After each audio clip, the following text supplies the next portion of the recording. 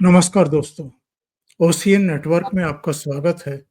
मैं हूं ओमकार चौधरी। राष्ट्रपति पुतिन के साथ जब डोनाल्ड ट्रंप की अलास्का में बैठक हुई थी और करीब-करीब 3 घंटा चली थी, तब लग रहा था कि अगर 3 घंटा मीटिंग चली है, तो कोई रास्ता निकल आएगा।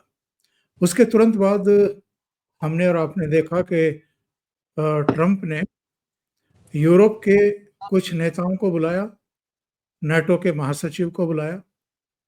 इसके अलावा खुद यूक्रेन के राष्ट्रपति ज़ेलेंस्की पहुँचे, उनके साथ भी उनकी चर्चा हुई।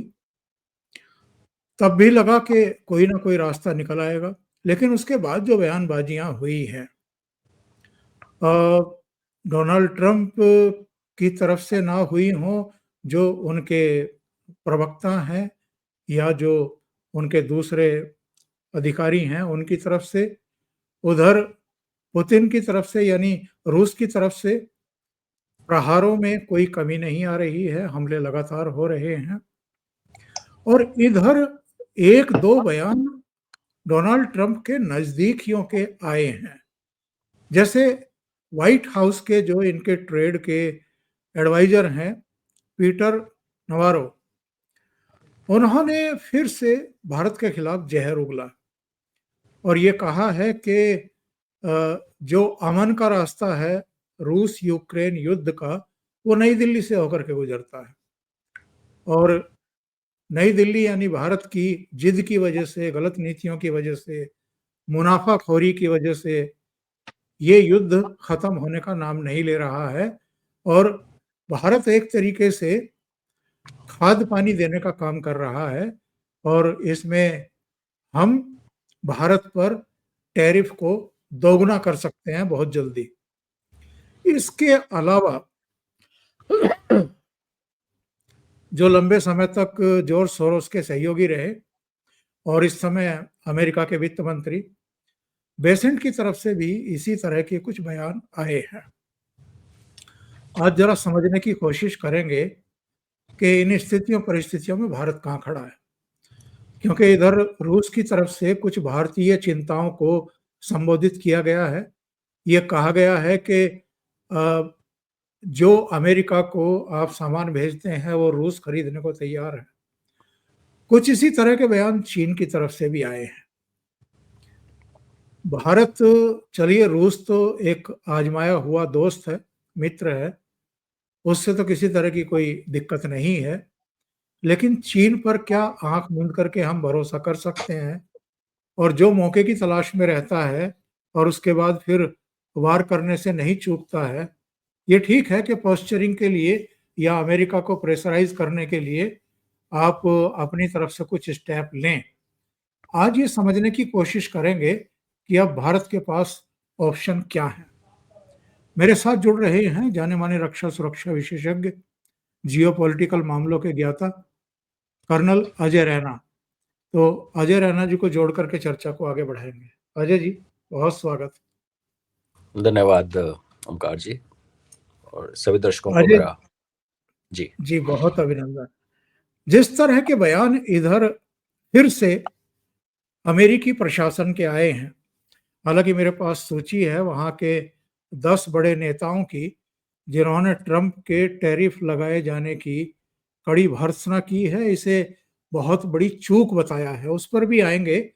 लेकिन इधर पीटर नवारो के, बेसेंट के जो बयान आए हैं, क्या हम ये मानें कि ये फिर से वही गलतियाँ करेंगे जो ये 50% टैरिफ लगा कर के कर चुके हैं?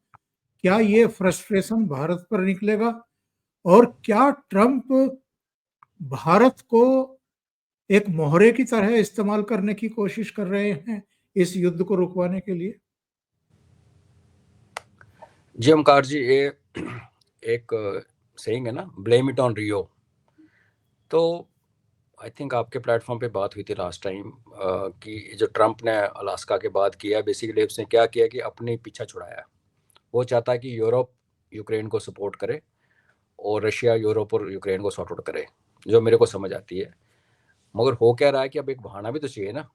आपको किसी यूरोपियन के सिर पे अपनी डाल सकते। सबको पता है कि ये यूक्रेन की वॉर अमेरिका ने सपोर्ट की, लेकिन अगर आज उसको बंद नहीं होने दे रहा तो उसमें सबसे बड़ा हाथ यूके का है।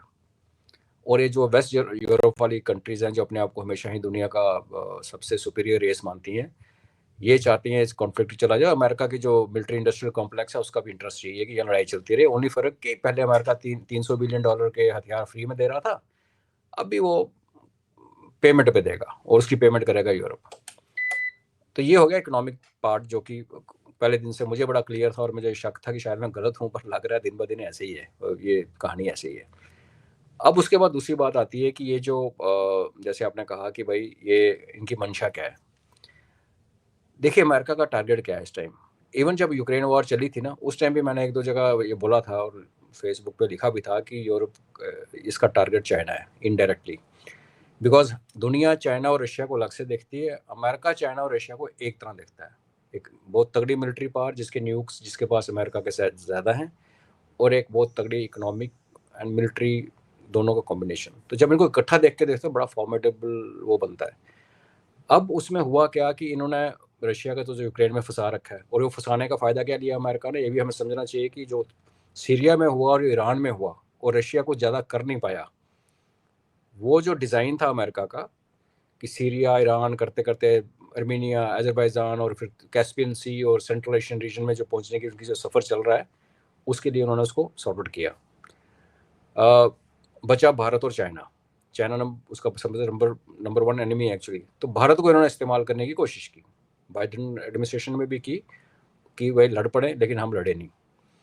तो ट्रंप के आने से पहले ही हमारे चाइना के साथ हल्के हल्के समझौते होने शुरू हो गए, मिलिट्री लेवल पे विड्रॉल स्टार्ट हो गया। वो जो चीज़ थी ना, वो अमेरिका को और ट्रंप को खास करके पसंद नहीं आई, बिकॉज हम डीप स्टेट को अलग से देखते हैं, अमेरिका को अलग समझते हैं, ट्रंप को अलग समझते हैं, बट कुछ चीज़ों पे ये कन्वर्जेंस इनकी है। वो कन्वर्जेंस ये है कि चाइना को इन्होंने ख़राब करना, तोड़ना है। तो ऐसे हालत में क्या हुआ कि अभी हमने उनकी बात नहीं मानी, तो ना हमने टैरिफ से, जो आज हमारे जयशंकर साहब ने कल मॉस्को में बोला, कितना क्लियर कट थप्पड़ मारा है। पहले तो पुतिन ने मारा था उसके मुंह पे ट्रंप के कि 20% हमारा म्यूचुअल ट्रेड बढ़ा, जब वो कह रहा था भारत पैसे दे रहा है। और अभी उन्होंने कहा भैया हम तो ना तो हम लीडिंग ऑयल इंपोर्टर हैं, ना हम लीडिंग गैस इंपोर्टर हैं, और सबको पता है हम 18-19% पे बैठे हुए हैं, और जितना ट्रेड है रशिया का, हमारे बराबर टर्की बैठा हुआ है, हमारे ऊपर यूरोपियन यूनियन है, उसके ऊपर चाइना है। तो ये थप्पड़ खाने के बावजूद भी ये इसके जो ट्रेड एडवाइज़र और फलाने जो धमकाने चल रहे हैं, इन्होंने बिकॉज एक डिज़ाइन बनाया हुआ था, और इनको लगता है कि चाइना और भारत को इकट्ठा टेक ऑन करने से अच्छा, रशिया को तो फंसा रखा है, चाइना और भारत को टेक ऑन करना थोड़ा ज़्यादा बड़ा, कहते हैं ना इतनी बड़ी बाइट ले लेंगे कि चबाई नहीं जाएगी। तो इन्होंने दोनों में से एक थोड़ा सॉफ्टर, जिसकी हमारी इमेज है कि हम झुक जाते हैं, हम सुन लेते हैं, हम बर्दाश्त कर लेते हैं, उन्होंने हमें चुना। क्योंकि लॉजिकली तो बड़ी क्लियर, जो ज़्यादा तेल खरीद रहा है उसको पूछो ना, और जो ज़्यादा तेल खरीद के हथियार दे रहा है रशिया को वो चाइना है। हमने कितने हथियार दिए रशिया को? कुछ भी नहीं। हमने तो उनको स्पेयर पार्ट से, उन्होंने बोला वापस कर दो, ज़रूरत है टैंक्स के, हमने वापस किए। चाइना ने तो सब कुछ सप्लाई किया, ड्रोन से लेके टेक्नोलॉजी से लेके, और नॉर्थ कोरिया ने तो सेना भेज दी अपनी लड़ने के लिए, उनका कोई नाम नहीं ले रहा, बिकॉज नॉर्थ कोरिया वाला उठा के उसका पता नहीं कितने मिसाइल का मुंह मोड़ के पैसिफिक के सामने मार दे। तो ये उन्होंने एक सॉफ्ट टारगेट चुना, और उसकी तैयारी जो उन्होंने की, जैसे हॉरस का नाम ले रहे थे आप, और उसके जो एजेंट हमारे यहाँ घूम रहे हैं, जो पार्लियामेंट के अंदर बैठे हैं, जो पार्लियामेंट के बाहर बैठे हैं, कभी वो वोट चोरी की बातें करने लगते हैं, कभी माफ़ी मांगने लगते हैं। तो ये एक इन्होंने एकदम से इनके अटैक किया साइमल्टेनियसली, लेकिन भारत झुका नहीं। और नहीं झुका, ये तो चलो हम जैसे राष्ट्रवादियों को पहले ही उम्मीद थी कि नहीं झुकेगा। हम पहले ही कह रहे थे जितना मर्जी नाच ले, कुछ नहीं कर सकता। हमारी सपोर्ट में रशिया की एम्बेसी फर्स्ट डे ही आ गई, हफ्ता पहले। उन्होंने एम्बेसी ने कहा भैया आपको जो बेचना, जैसे आपने कहा, और वो बड़ा ज़रूरी है, बिकॉज होता क्या है कि हम 40% तेल वहाँ से ले रहे हैं, रशिया से हथियार भी ले रहे हैं, और जैसे कि लग रहा है कि F-35 इक्वेशन से निकल गया, और हमारा अपना जहाज़ की नज़र नहीं आ रहा होराइजन पे, तो शायद अभी सू सीरीज़ हमारे यहाँ आ जाए, S-500 आना है। तो हम खरीदते तो जा रहे हैं, और अपनी करेंसी में खरीद रहे हैं। तो रशिया के पास इतना पैसा इकट्ठा रखा रुपीज़, उसने पहले भी कहा था मैं करूँ क्या इसका। तो ये तो बहुत अच्छी एक, कहते हैं ना, एक जब समय घूमता है तो इंसाफ करता है। अब इमेजिन कीजिए कि जो हम जो एक्सपोर्ट कर रहे थे हम अमेरिका को, वो जो उसका कुछ पार्ट रशिया जाता है।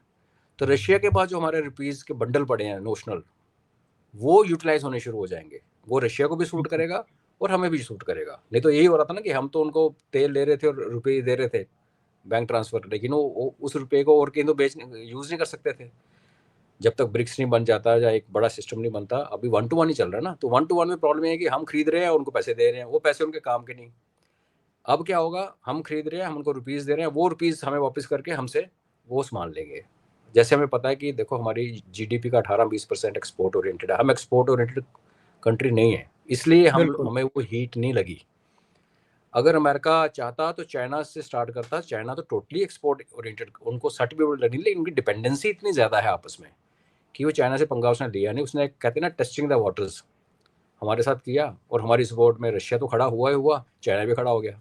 उनका एम्बेसडर का जो स्टेटमेंट आया बिल्कुल क्लियर कट कि जो ब्लैकमेल कर रहे हो भारत को टैरिफ लगा के, ये तो उनको पता है कि नेक्स्ट नंबर उनका है, ये उनको पता है। बिकॉज जब आप एक सुसाइडल वाले जिहादी माइंड सेट, जिसको कहते हैं ना, जिहादी माइंड सेट सिर्फ एक कम्युनिटी की नहीं है, ये वही लोग हैं जो लॉजिक को साइड पे रख के एक माइंड में बना देते हैं कि मैं तबाह होऊंगा, तेरे को भी तबाह करूंगा। अभी आज रिपोर्ट है कि ट्रंप की कंपनी ने कोई 800 बिलियन कमा लिया, ये सब ड्रामा करके। जिन जिन पे बैन लगाया उन कंपनियों में इन्वेस्ट किया, उनके शॉर्ट सेलिंग करके, जो कि अमेरिका में लीगली बैंड है, तो इसने तो पैसा कमाया है। और आज ये बात हो रही है कि जो उसने पैसा कमाया अगर वो प्रूव होता तो ये इम्पीच हो सकता है एज ए प्रेसिडेंट, क्योंकि अलाउड नहीं है अमेरिकन पॉलिटिक्स में, क्योंकि इससे पहले कोई ऐसे वाला ट्रेड्समैन प्रेसिडेंट बना भी नहीं था। पर इनके सेफ गार्ड्स हैं कॉन्स्टिट्यूशन में जो कि इनको मना करते हैं जो ये कर रहा है। तो फिर क्या है कि जब ये सब गदर मचा हुआ है, जैसा आपने कहा, फ्रस्ट्रेशन तो इनको भी है। निकी हेली से लेके उनका जो एक्सएनसी एनएसए जो आपको 10-12 लीटर एक्सएनसी के बोल्टन क्या नाम था, उसको तो घर में छापा डाल दिया आज, बिकॉज जस्ट उसने कहा कि भारत के साथ गलत कर रहे हो तुम, तो आज उसके घर में रेड पड़ गई FBI की। निकी हेली थोड़ी ज़्यादा बड़ी है इनके लिए, शायद ये चबा नहीं पाएंगे, तो नेचुरली। इसलिए मैं हमेशा कहता हूँ और सोचता हूँ, मानता हूँ कि ट्रंप एक पासिंग फेज है, ये गदर मचाएगा, टर्बुलेंस मचाएगा, निकल जाएगा। भारत और अमेरिका एज कंट्रीज वो अलग चीज़ है, वो डीप स्टेट जो थर्ड है वो तो चलती रहेगी। तो ये जो पहले इन्होंने बोला कि पीस का रास्ता दिल्ली से जाता है, तो लोगों ने कहा बड़ा हो, कि उन्होंने ये भी इंटरप्रेट किया कि देखो हमें क्रेडिट दे रहा है, नहीं, वो ताना मार रहा था एक्चुअली। वो उस लड़ाई जिसकी शुरुआत वो खुद जिम्मेवार है, जिस लड़ाई को वो खुद फाइनेंस कर रहे हैं, जिस लड़ाई में जो लोग मारे जा रहे हैं उनका ब्लड नेटो और US और EU के सिर के ऊपर है, वो सारे का सारा ठीकरा हमारे सिर पे फोड़ना चाहते हैं। लेकिन थैंक्स टू सोशल मीडिया, और जैसे आपने कहा थैंक्स टू अमेरिकन इंटेलिजेंसिया जिनको दिमाग है, जो इस चीज़ को समझ रहे हैं, and thanks to courage of हमारे प्राइम मिनिस्टर, तो बोले ही नहीं, जयशंकर साहब नचे विदेश मंत्री बोल रहा, तो प्राइम मिनिस्टर की बैकिंग पीछे है। और प्राइम मिनिस्टर साहब ने जो अपने किसानों को बोला कि भाई मैं खड़ा हूँ आप लोगों की सुरक्षा के लिए, तो ये आई थिंक अपसेट होके अमेरिका भी अलूल जरूल की बातें कर रहा है। ये जो जैसे नहीं कहता है, आपने देखा होगा पार्लियामेंट्री प्रोसीडिंग्स में कोई कुछ बोल देता है तो चेयर पर्सन या स्पीकर कहता है ये रिकॉर्ड में नहीं जाएगा, तो ये ट्रेड एडवाइजर, ये फलाने ढिमकाने ये बोलते रहेंगे, ये हिस्ट्री की किताबों में नहीं जाएंगे। हिस्ट्री किताबों में जाएगा कि 25 साल की मेहनत थी, 2 देश पास आ रहे थे, दोनों एटलीस्ट पेपर पे डेमोक्रेसी थी और डेमोक्रेटिक वैल्यू वाले थे। हालांकि उसमें से एक जो था उसने दुनिया भर के डिक्टेटर पैदा किए और उन डिक्टेटर के साथ रोमांस किया और फिर उन डिक्टेटर्स को मारा। ये अमेरिका का रिकॉर्ड है, ये जाएगा हिस्ट्री की किताबों में। और कैसे अमेरिका को तबाह किया इनके एक लास्ट प्रेसिडेंट ने, अगर ये लास्ट प्रेसिडेंट रहता है, वो जाएगा हिस्ट्री। आप देखिए आज क्या बोला मार्को रूबियो ने कि ट्रक ड्राइवर जो हैं वो सारे बाहर से आ रहे हैं और हमारा काम तो मैंने ट्वीट किया था कि मार्को रूबियो बड़ा इंटेलिजेंट बंदा है, उसको पता है कि जो जिस रास्ते पे ट्रंप लेके जा रहा है वो दिन दूर नहीं कि उसको खुद का ट्रक ना चलाना पड़ जाए खाना खाने के लिए, इसलिए वो चाहता है कि बाहर वाले लोग ट्रक ना खरीदें। तो this is how I look at it. बाकी देखते हैं, पंगा ले लिया ना भारत से।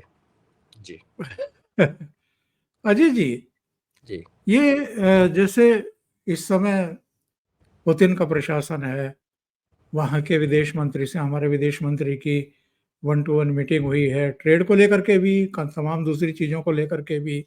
और चूंकि राष्ट्रपति पुतिन इस साल के अंत तक नई दिल्ली की यात्रा करने वाले हैं, जाहिर है उसके पॉइंट्स, क्या समझौते होंगे क्या नहीं होंगे, उन पर चर्चा जब शिखर सम्मेलन होता है तो बहुत सारे मुद्दों को फाइनलाइज पहले ही कर लिया जाता है। जी और कुछ दिन पहले अजीत डोभाल साहब गए थे मॉस्को, तो पुतिन साहब से मुलाकात हुई थी। इस बार एस जयशंकर गए तो भी उनकी मुलाकात हुई है और बड़ी गर्मजोशी के साथ मुलाकात हुई।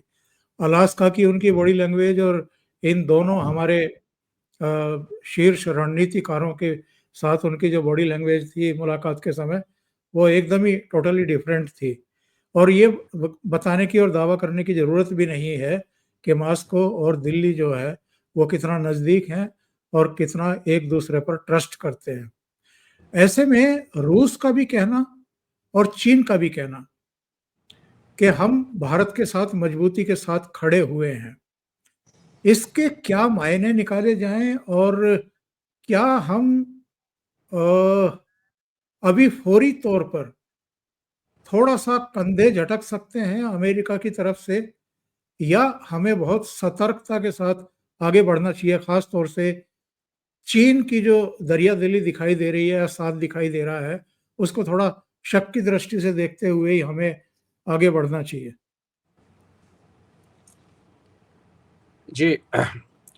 मैं पिछली बार भी ऐसे कहा था ना, ट्रंप को ये तो देना चाहिए हमें क्रेडिट कि उसने असंभव को संभव करवा दिया। चाहे वो ब्रिक्स का बनना, चाहे आरआईसी की बात नहीं हो रही, आरआईसी की जो चुपचाप मतलब कोई ज़्यादा नहीं है। ब्रिक्स के बारे में आज रशियन स्टेटमेंट में भी आया, ब्रिक्स की बात होने लगी जो कि ऑलमोस्ट डेड हॉर्स था।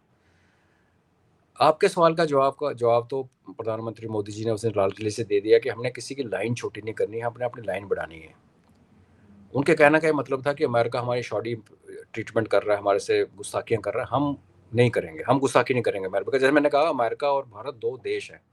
हम सभ्यता हैं, वो थोड़े यंग हैं, काफ़ी यंग हैं, कल्चर में फ़र्क है, कल्चर है या नहीं है वो डिबेटेबल है, बट फैक्ट रिमेंस की टेक्नोलॉजिकली सुपीरियर है, उनके पास इकोनॉमिक पावर है, मिलिट्री पावर है, उनके पास बड़ा कुछ है जो हम उनसे अगर मेल जोल से चलेंगे, आज नहीं 2 साल के बाद जब ये ट्रंप भाई साहब अपना बैग उठा के निकल जाएंगे तो चीज़ें बढ़ सकती। तो मेरा ये मानना है कि अमेरिका भारत देश टू कंट्री कुछ ना कुछ कॉन्टैक्ट रिलेशनशिप चलता रहेगा। वो कुछ अंडर हैंड चलेगा, कुछ ओवर हैंड चलेगा, वो होगा, वो चलता रहेगा। लेकिन आज की डेट में क्या हम अमेरिका को खुश करने के लिए उसके सामने झुक जाएं, बोले yes sir you are right, वो नहीं होने वाला और वो होगा भी नहीं। रही बात रूस की, तो रूस ने जैसे आज स्टेटमेंट में आया कि वर्ल्ड वॉर 2 के बाद रशिया ने और भारत की जो मजबूती जो दोस्ती है, सही बात है। आप किसी भी दुनिया के किसी भी देश, दो देशों को देख लो, किसी की इतनी कंसिस्टेंट दोस्ती नहीं रही है। पाकिस्तान और अमेरिका का कितना जोड़ रहा है, लेकिन अमेरिका ने कितनी बार पाकिस्तान को लात मार के साइड पे फेंका है, कितनी बार अमेरिका को धोखा दिया, चाहे पाकिस्तान ने अफगानिस्तान में तालिबान के साथ मिलकर, जो भी हमारा ऐसे नहीं हुआ। तो उसमें, और जब पुतिन साहब ने मुंह के ऊपर ट्रंप को बोला तो 20% हमारा ट्रेड बढ़ गया आपस में, तो वो एक भारत का मैसेज जो दोवाल साहब लेके गए थे वो उन्हें कन्वे कर दिया। रहा चाइना, चाइना पे भरोसा तो किया नहीं जा सकता, पर मैं भरोसा करूंगा एक बात पे, वो ये बात है कि जिस दिन चीज़ें स्टेबल होगी और जब चाइना को लगा कि दोनों हालत में कि वो अमेरिका के चुंगल से निकल गया और वो इतना बड़ा हो गया कि अमेरिका कुछ कर नहीं सकता, या चाइना को लगा कि अमेरिका मेरे पीछे आ रहा और मेरे को कुछ एक डिसरप्शन करनी है, दोनों हालत में वो हमसे पंगा लेगा। आज नहीं लेगा। आज हम स्टेबल हो रहे हैं, हमें भी ज़रूरत है कि हमारे जो थ्रेट इक्वेशन जो 3.5 2.5 की बात करते हैं उसमें से चाइना को निकाल दें, तो हमारी थ्रेट परसेप्शन काफ़ी ठीक हो जाती है। बांग्लादेश से मिलिट्री थ्रेट हमें है नहीं, प्रॉक्सी थ्रेट है। पाकिस्तान का मांग में सिंदूर हमने कब भरना है वो मोदी जी के हाथ में है। और चाइना जब इस पिक्चर में नहीं है तो हम बड़े कंफर्टेबल हो जाते हैं। फिर पाकिस्तान है जिसको हम ठोक सकते हैं, बांग्लादेश जिसको हम किक मारेंगे, और हमारा अंदर का जो फ्रंट है वो हमें टील। इसमें अगर आप चाइनी की थ्रेट जोड़ेंगे जो कि आज से 1 साल पहले थी, तो सडनली हमारी जो ओवरऑल, क्या मैं दिख रहा हूँ ओमकार जी, जी हाँ, विजिबल हूँ? जी हाँ। जी हाँ, जी हाँ। तो जो हमारी थ्रेट परसेप्शन है सिक्योरिटी पॉइंट ऑफ व्यू से, वो एकदम बढ़ जाती है, मल्टीप्लाई हो जाती है, बिकॉज चाइना बड़ा गदर कहीं भी कर सकता है। तो इसका कहने का मतलब मेरा ये है कि अगले 3 4 5 साल जब तक हमारे यहाँ रिलेशन ठीक होते हैं कि नहीं होते, वर्ल्ड ऑर्डर रीसेट हो रहा है। जब हम ब्रिक्स की बात करते हैं, आरआईसी की बात कर रहे हैं और ब्रिक्स प्लस की बात कर रहे हैं, बेसिकली हम वर्ल्ड ऑर्डर के रीसेटिंग की बात कर रहे हैं। तो इसका मतलब इसमें थोड़ी सी टर्बुलेंस होगी, अगर आने वाले 2 3 साल में ओवरऑल वर्ल्ड में टर्बुलेंस होगी। और जिस तरह से अमेरिका घुस रहा है सेंट्रल एशियन रीजन में, हो सकता है एक फ्लैश पॉइंट ना, बिकॉज वो रशिया का बैकयार्ड है। तो यूक्रेन में तो रशिया पिटाई कर करके क्लियरली आज बोला भी है अमेरिकन ने कि यूक्रेन हार चुका है टेक्निकली। बट कल को रशिया वहाँ से फारिग हो जाता है, एक बार स्टेबल हो जाता है, और आप वो देखते हैं कि कैस्पियन सी में से घुस के ये तेल और ऑयल खींचना शुरू करता है अमेरिका, चाहे वो टर्की से निकाले चाहे वो पाकिस्तान से निकाले, तो फिर एक रिएक्शन वहाँ से आ सकता है, जो रिएक्शन एक्चुअली एक बहुत बड़े ग्लोबल कॉन्फ्लिक्ट को दे सकता है। वहाँ हो सकता है कि जब यूक्रेन ख़त्म ना हो और इधर ईरान इसराइल के बीच में कुछ हो जाए, तो मौका देख के चाइना घुस जाए, ताइवान में, तो ये 2-4 फ्लैश पॉइंट्स हमेशा रहेंगे। तो इस स्थिति में मैं 2-3 साल, 4 साल, 5 साल के टाइम में ये देखता हूँ कि हमें चाइना के साथ चलना चाहिए, क्योंकि रशिया भी हमारे साथ है। अगर आरआईसी है या ब्रिक्स है, हमारे पास वीटो है, तो रशिया सपोर्ट हमारे साथ है। रशिया चाइना का दोस्त है मजबूरी का, हमारे साथ उसकी दोस्ती है बड़ी डीप, और उसमें किसी पार्टी, रूलिंग पार्टी का कोई कनेक्शन नहीं है। कांग्रेस के टाइम पे भी डीप थी और हमारे बीजेपी के टाइम पे भी डीप है। तो हमें अभी निभाना चाहिए, कहते हैं ना, फ्लो विद द करंट, लेकिन मेंटली प्रिपेयर रहना चाहिए कि जिस दिन चाइना बहुत थ्रेटन हुआ, जब बहुत स्टेबल हुआ, तो ये वापस काटने को आएगा। तो उसके लिए जो मेरी फिलॉसफी वो ये है कि आप चाइना को अपने ऊपर डिपेंडेंट करो, आप डिपेंडेंसी क्रिएट करो। आज तक 70 साल तक क्या हुआ, पहले 10 साल तक तो हम बिल्कुल चाइना के सामने लेटे रहे मैड बन के, वो हमारे सिर के ऊपर चढ़ के सब कुछ करता रहा, हिंदी चीनी बाय बाय बोलता रहा, और हम लोग भी बोलते रहे, और वो उसने रोड भी बना ली, सब कुछ कर लिया, एक्साइचन भी खा गया। उसके बाद हमने कन्फ्रंट्रेशन 60s में कन्फ्रंट्रेशन स्टार्ट हुई, और वो लगातार 2020-22 तक चलती रही, 24 तक चलती रही, कुछ फ़ायदा हुआ नहीं। ना बॉर्डर का मामला हल हुआ, ना एक्साइचन वापस आया, ट्रेड हमारा चलता रहा, क्योंकि हमारी डिपेंडेंसी है उस ट्रेड में, हमारी डिपेंडेंसी चाइना के ऊपर ज़्यादा है। चाइना की हमारे ऊपर डिपेंडेंसी कम है, उसको हमने क्रिएट करना है। और उसके लिए मुझे एक अपॉर्चुनिटी दिखती है कि जब उसका पाकिस्तान में सी पैक ख़त्म हो गया, वो खास करके अगर सेंट्रल एशियन रीजन से अगर पाइप गैस निकलती है तो ग्वादर या कराची से अमेरिका लेके जाएगा, तो फिर तो चाइना बिल्कुल ही साफ है उधर से, पर्शियन गल्फ से, अपना अरेबियन सी से।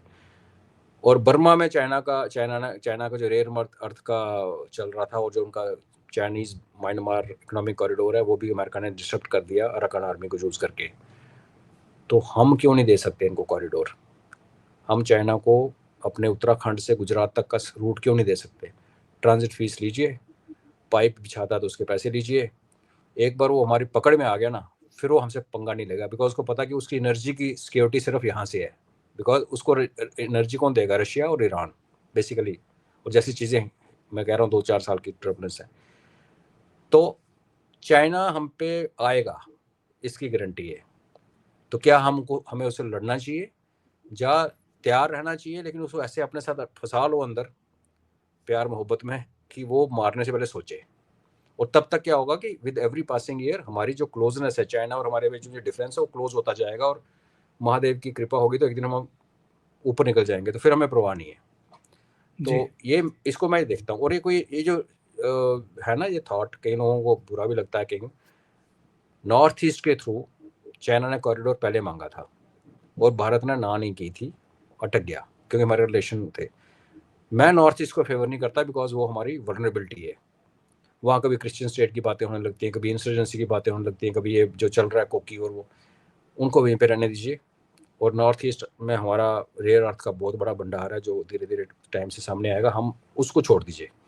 ये जो हमारा उत्तराखंड से कनेक्टिविटी है, जो हिमाचल से कनेक्टिविटी है, जो इनको पूरे 12 महीने की एक्सेस देगा चाइना को, गर्म पानी को, गुजरात कोस्ट पे, इसको ऐसा कुछ करके। और जब जब उनके फॉरेन मिनिस्टर दिल्ली आए थे तो जयशंकर साहब ने कहा था, इस वर्ड को उन्होंने यूज़ किया था कि हम defence terrorism, trade and connectivity पे बात करेंगे। तो मुझे लगता है कि शायद कहीं सरकार का भी यही मंशा है। ये लॉजिकल लगता है, बाकी होता क्या है आई डोंट नो, हम तो सिर्फ बोल ही सकते हैं। जी जी, जी। अजय जी, 2 पॉइंट हैं। एक तो ये है कि अगर अमेरिका, जैसा कि ये पीटर नवारो करके इनका व्हाइट हाउस का एडवाइजर धमकी दे रहा है कि जल्दी ही हम इसको टैरिफ को डबल कर देंगे, ऐसे में क्या भारत को फिर भी शांत बने रहना चाहिए या कुछ अमेरिका को जवाब देना चाहिए? आई थिंक जो अभी तक फॉलो किया है गवर्नमेंट ने, जयशंकर साहब के स्टेटमेंट्स को छोड़ के, राजनाथ साहब का एक आधा स्टेटमेंट, प्रधानमंत्री, अदरवाइज हमारी आउटलुक क्या है कि दुनिया अगर भेदभाव को छोड़ के देखे, काले गोरे का भेदभाव छोड़े, या एंग्लो सैक्सन और एशियंस को साइड पे रखे, तो क्लियरली लगता है कि सारा शोर शराबा चाहे ट्रंप करे या ट्रंप के नमूने करें, ये अमेरिका से हुआ है। हमने कोई, कहते हैं ना, बेअदबी नहीं की अमेरिका के साथ। ये बात लगा कि हमने उनकी गुलामी करने से मना कर दिया, वो हमारा हक है, बट हमने कोई, कहते हैं ना, बातों में गंद उछालना, वो नहीं किया।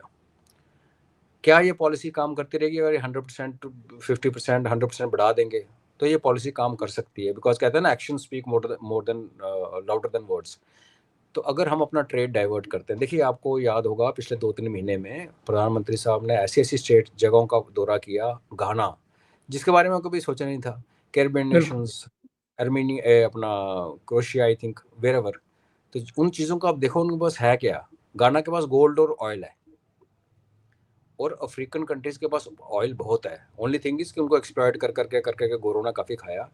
तो अगर हम ग्लोबल साउथ की बात करते हैं, और अगर हम कल एक ब्रिक्स देखते हैं जिसमें 20 ऑलरेडी आ गए, अभी 36 आ गए जो एप्लीकेंट्स हैं, और उसमें अगर 50 आप जोड़ लीजिए अफ्रीकन नेशन, चलो कुछ कॉमन भी होंगे, तो 70-80 का अगर गठजोड़ हो गया, और वो यूएन जिसके हर कोई परेशान है, जिसके वीटो पावर सुन सुन के लोग तंग पड़ते हैं, जिसमें ह्यूमन राइट्स का और एंटी टेररिज्म का बॉस पाकिस्तान है, तो फिर ये लगता है कि भारत ने अपनी ऑल्टरनेट एनर्जी सिक्योर करना शुरू कर दिया है।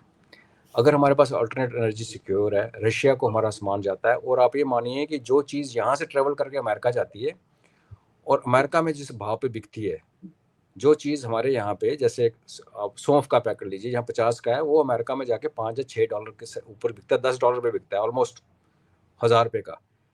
भारतीय ट्रेडर्स, गवर्नमेंट का जो स्टेबलाइजेशन फंड है, उसके साथ इनकी एबिलिटी है कि वही चीज़ अफ्रीकन कंट्रीज़ को, जो हमारे 50 की बिकती है, वो ₹100-1 में वहाँ पे बिक सकती है, जो कि अफोर्डेबल है अफ्रीकन के लिए भी। तो अगर हमें मार्केट्स मिल जाती हैं ओंकार जी, और हमारे relation so called time being के लिए चाइना के साथ ठीक होते हैं, तो फिर हमें लड़ने की ज़रूरत ही नहीं है। ट्रंप को खुद ही उसके बंदे मिड टर्म में उठा के बाहर फेंकेंगे, या इम्पीच ना कर दें, बिकॉज प्रेशर उन पे आ रहा है। टैरिफ आज देखिए ना क्या हुआ है, Australia, Singapore, New Zealand, Czechoslovakia, Japan ने वार्निंग दी है, कोरिया, इन्होंने पोस्टल सर्विस बंद कर दी है अमेरिका की। अमेरिकन आर सेइंग, अमेरिका में एक दिन में 4 मिलियन पैकेज आते हैं पूरी दुनिया से, जिसमें गिफ्ट, जैसे आप अपना बच्चा पढ़ रहा है कुछ भेज रहे हो, तो इन्होंने कहा कि $100 से ऊपर जो भी गिफ्ट आएगा जिसकी वर्थ होगी, उसके ऊपर टैरिफ लगेगा। तो अगर आपका बच्चा यूएस में पढ़ रहा है, और आपने कहा कि चलो इसको थोड़ा कुछ दे देते हैं, समथिंग बासमती चावल ही भेज दिया, मैं एग्जाम्पल दे रहा हूँ, तो उसके ऊपर टैरिफ लगाएगा।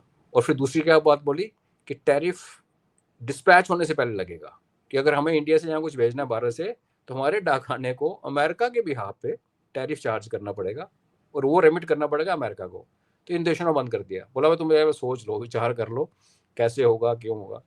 तो अब जैसी वाली परिस्थितियां, अगर आप ये तैयार, आप इमेजिन कीजिए कि एक दवाइयों का बड़ा इंपॉर्टेंट पैकेज किसी का, लाइफ सेविंग ड्रग, बिकॉज हमारे यहाँ काफ़ी अच्छी दवाइयाँ बनती हैं, किसी को आज जान मरने का, जीने मरने की प्रॉब्लम हो रखी है, बेड पे पड़ा अमेरिका में, और एक पैकेज इंडिया से जाना जिसकी वैल्यू $300 है, आप उसको रोक लो कि पहले इंडिया में उसकी पेमेंट होगी, फिर वो आएगा, फिर हम चेक करेंगे, तब तक मरीज तो लुट गया ना। तो मैं एग्जांपल दे रहा हूँ, तो अमेरिका अपने लिए प्रॉब्लम क्रिएट कर रहा था। मुझे नहीं लगता कि हमें मड स्लिंगिंग, पत्थरबाजी करनी चाहिए अमेरिका के साथ आज की डेट में। हम जिस रास्ते पे चल रहे हैं अपनी डिग्निटी के साथ, हाँ, अगर कल को कुछ बढ़ता है, जैसे बलूचिस्तान एक लग रहा है पॉइंट, बिकॉज पाकिस्तान के साथ जो ऑयल ऑयल कर रहा है ना, वो पाकिस्तान का ऑयल नहीं है, पाकिस्तान ऑयल कहीं और से आएगा, तो बलोच जो है वो नहीं अलाउ करेंगे अपनी टेरिटरी से कुछ भी निकलना। गोल्ड है, कॉपर है, गैस है, तो वहाँ एक फ्लेयर है, और हो सकता है वो इंडिया को ब्लेम करके इंटरनेशनल फोरम पे ये बोले कि भारत जो है वो बीएलए वगैरह को सपोर्ट कर रहा है, जिसको मैं कहता हूँ कि नहीं कर रहा तो करना चाहिए। उस टाइम फिर एक डर्टी सिचुएशन क्रिएट हो सकती है ओमकार जी, और आई एम श्योर हमारी लीडरशिप को पता है उनको ऐसे वाली एलिगेशंस को कैसे हैंडल करना है जी। दूसरा मैं ये पूछ रहा था कि ये जो पीटर नवारो कह रहे हैं कि साहब भारत मुनाफा कमा रहा है, उसको उसकी अर्थव्यवस्था को तो जरूरत नहीं है इतने तेल की, तो अमेरिका क्या कर रहा है? अमेरिका अगर यूरोप पर प्रेशराइज कर रहा है कि आप लोग हमसे हथियार खरीदो और यूक्रेन को दो, तो ये मुनाफाखोरी नहीं कर रहा है? आपका कुत्ता कुत्ता, मेरा कुत्ता टॉमी। ये इन्होंने दुनिया ऐसे चलाई है ओमकार जी, और दुनिया चली है अनफॉर्चुनेटली, इंक्लूडिंग भारत। हम भी चले हैं, हमने भी, ओबामा आके हमारे पार्लियामेंट में हमें बता के गया कि माइनॉरिटीज के कैसे करना है। हालांकि ये सब पता कि वो जो चर्चेज पे जो पंगे उस टाइम हो रहे थे, वो सारे मैनिपुलेटेड थे, और उसमें कोई रिलीजियस एंगल नहीं था। किसी चौकीदार को चर्च ने निकाल दिया, उसने आपको शीशे तोड़ दिया, तो उसको उन्होंने हिंदुत्व पे डाल दिया, और ओबामा की इतनी हिम्मत कि वो आके पार्लियामेंट में बोल के चला गया। तो दुनिया चलती रही, अब नहीं चलेगी। ब्राज़ील ने आंखें दिखा दी। अब देखिए ना ब्रिक्स की कंपोजिशन, पहले आता ब्राजील, वो तो सरेआम ट्रम्प को बोल रहा है गो टू हेल। फिर रशिया तो आपको पता ही है, रशिया तो अभी यूक्रेन में ऐसा हाल कर दिया नेटो का मिलिटरीली कि उनकी अभी वो रशिया के हवाले करके चला गया। बाकी आए हमने बातें कम की, लेकिन हमने अपनी ऑल्टरनेट मार्केट्स ढूंढी हमने। और देखिए 8% तेल हम यूएसए से लेते हैं, पिछले साल 3% आता था हमारा, अभी 8%, रशिया का 40%। तो जिस दिन हमने वो 8% भी बंद कर दिया ओमकार जी, तो नुकसान किसको होगा? हमें तो रशिया 40 या 50% दे देगा, वो बोले लो भाई विराल ऑयल जो है काफ़ी डिमांड में है। और चाइना ने आज खड़े होकर भारत के लिए सपोर्ट में हमारी कोई फेवर नहीं की, उसको पता कि नेक्स्ट टारगेट हम लोग हैं। End of course south Africa के उनके प्रेसिडेंट की भी जो हुई थी आपको पता है ट्रंप के साथ। तो ये सारे इसको आंखें दिखा रहे हैं या इसको डिफाई कर रहे हैं। ऐसा वाली हालत अमेरिका की आज तक नहीं हुई, बिकॉज आज तक कोई ब्रिक्स टाइप ऐसी वाली कोई संगठन बना ही नहीं, इन्होंने बनने नहीं दिया। आज वो संगठन बनता हुआ नजर आ रहा है, उसमें एप्लीकेशंस बढ़ती चली जा रही हैं। ब्रिक्स +20 पे पहुंच गया, +16 एप्लीकेंट्स हो रहे हैं। तो आप देखोगे कि कुछ महीनों में पता चला हमारे 60, 70, 80 और अच्छे कंट्रीज, और टुच्चे फुच्चे नहीं, जैसे ईरान इधर आ गया, रशिया उधर से आ गया, तो ना भारत को ना चाइना को तेल की जरूरत है किसी और से लेने के लिए। जाए अमेरिका अपना तेल में नहाए, जो करना करे, हमें जरूरत ही नहीं है, बिकॉज ईरान के पास ऑलमोस्ट 40%, क्योंकि उनके सैंक्शंस है वो कर नहीं सके, तो पूरे वेस्ट एशिया का 40% ऑयल तो ईरान के अंदर पड़ा हुआ है। और फिर जो हमारे ऑयल निकल रहा है, जो हमारा ऑयल निकल रहा है अपना, जो हमारे सोलर इनिशिएटिव है, हम एनर्जी को रिप्लेस कर रहे हैं। तो आई थिंक एक गलत टाइम पे उन्होंने पंगा लिया है अमेरिका ने, और उसको भुगतना पड़ेगा, वो आने वाला समय बताएगा। जी बहुत बहुत धन्यवाद अजय जी जुड़ने के लिए और बहुत महत्वपूर्ण मुद्दों पर चर्चा करने के लिए। Thank you so much. Thank you. जय हिंद, जय भारत। जय हिंद, जय भारत।